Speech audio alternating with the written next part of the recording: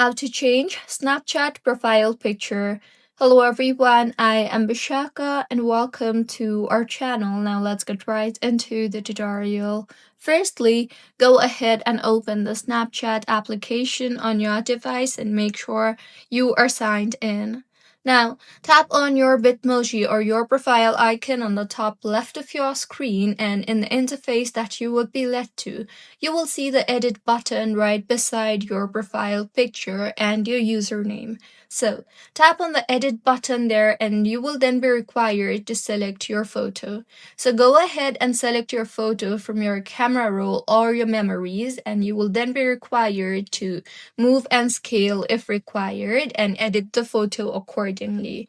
Once done, tap on the confirm option you see there, and with this, as you can see, the profile picture has been changed. So, this is how you can change Snapchat profile picture. If you find this tutorial helpful, please like the video and do comment if you have any queries. Also, do subscribe to our channel for more helpful tutorials like this. See you on the next one.